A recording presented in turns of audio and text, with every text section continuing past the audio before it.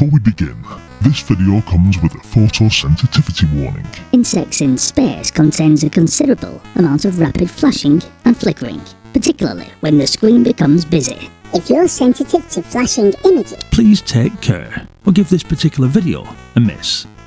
Ooh, sinister.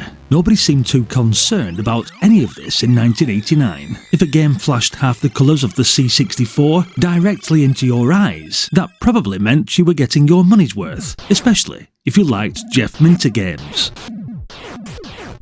However, Insects in Space was developed by Sensible Software and released by Hewson in 1989 as part of the Fourth Dimension compilation. It's a sort of Defender-style shoot-'em-up featuring giant insects, endangered babies and a topless guardian angel who fires lasers from her eyes.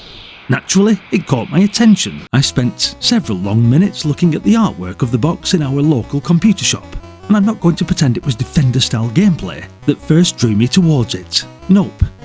It was definitely the boobs. Well, the promise of boobs anyway, because they were obscured by the damn wings on the box artwork. St. Helen's chest was very much part of the presentation, but those wings had been positioned over the exact bits I wanted to see. At my age, in 1989, that was still extremely effective advertising.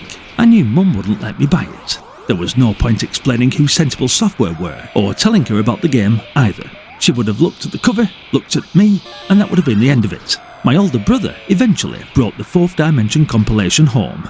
Mum didn't object, and I finally got to play the game I'd spent weeks pretending to study in the shop. So after all that interest in the artwork, was there actually a decent game behind St. Helen's considerable assets? Well, yes, there was. You control St. Helen Back. Yep, strange name. Arch leader of the Motherhood and protector of the last surviving babies in the Rhineland. Earth is being attacked by giant space insects, and for some reason, humanity's remaining babies have been left scattered across the landscape. Bees swoop down, grab them, and carry them into the air before dropping them back towards the ground. If you reach them in time, Helen can catch and carry several babies at once. If you don't, they hit the landscape with a surprisingly unpleasant splat.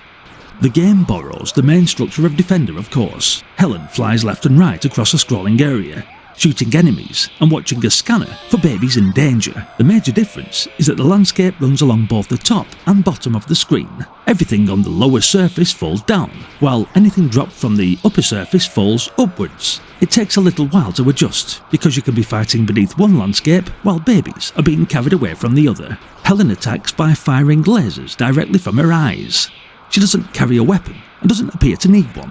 Sensible Software had already given her wings, enormous boobs, and a name that already had the word back in it. So laser eyes were obviously the next sensible addition. Rescued babies can be taken to a magical dust cloud and stored safely in hyperspace. Doing this earns various bonuses, including shields, level skips, and laser-firing cherubs. There's something slightly strange about saving babies and receiving armed babies in return. But they're useful, so it's probably best not to ask too many questions about the mechanics in this one. The dust cloud also works as an emergency transporter. If a baby is in immediate danger, you can use it to warp directly to the infant's location. The crapper is, this occasionally places you directly in front of the baby with your lasers already firing. You arrive to save it, immediately shoot it, and realise the rescue hasn't gone especially well.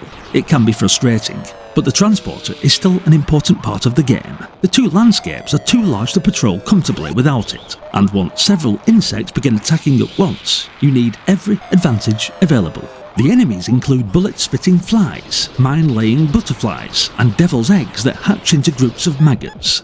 If you take too long, an acid smiley face appears and comes after you. It may be smiling, but it isn't pleased to see you. The difficulty rises very quickly. Enemies move at considerable speed, Helen takes time to change direction, and babies can disappear while you're occupied elsewhere. There's rarely enough time to deal with everything, so you have to watch the scanner and decide which rescue is still possible. Your early games will probably involve a lot of insects escaping, babies hitting the ground, and St. Helen flying into things chest first. The game improves once you understand the movement and start using the dust cloud effectively. So rescue babies, store them, collect bonuses, and deal with threats across both sides of the map. It's bloody hard though. Insects in Space doesn't give you much time to learn, but graphically, as you can see, the game is impressive. The scrolling moves well in every direction, there are plenty of enemies on screen, and the two opposing landscapes give it a distinctive appearance. It doesn't have the precision or visual consistency of Archer McLean's Drop Zone, but it does far more with the basic Defender formula. And then of course there's St. Helen herself. She's large, colourful, and naked from the waist up. Even with the limited resolution of the Commodore 64, Sensible Software managed to include a single brown pixel for a nipple. Happy days. Memory was valuable on the C64, but somebody decided that particular pixel needed to remain. To be fair, it did the job. I noticed it in 1989. Her wings animate nicely. Her laser eyes look powerful, and replacing a generic ship with St. Helen makes it far more memorable. The insects are also varied and suitably unpleasant. Some are large enough to be immediately recognisable, while others fill the screen with bullets, mines and flashing effects. That brings me back to the photosensitivity warning at the beginning of the video. Insects in Space uses a lot of screen flashing, sometimes across the entire display. It can become pretty intense during the busier waves, so if you ignore the warning if flashing images affect you, well, it's your own fault. In 1989, we were simply expected to sit 6 feet from the television and absorb whatever the C64 fired at us. Martin Galway provided the music, which begins with a droning insect effect before the main title tune starts.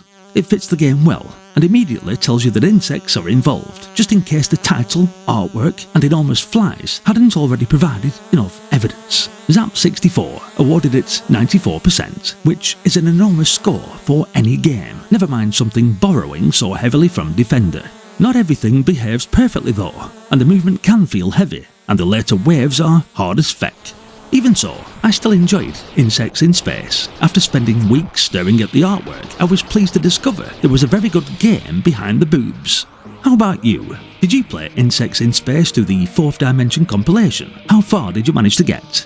And where would you place it among the C64's Defender-style shooters? And be honest, was it the gameplay that first caught your attention?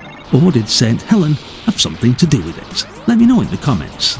If you enjoyed the video, give it a like and subscribe for more Commodore 64 and Amiga retrospectives. Thanks as always for watching and supporting the channel. Hopefully, I'll see you all in the next one. Until then, bye for now. Quick shout out to my patrons and YouTube members. Thank you, genuinely. You keep this channel going. Patrons, you already know your names in the credits. And if anybody else wants in on that, there's a link below. No pressure, I still appreciate every one of you for being subscribers. Stay retro.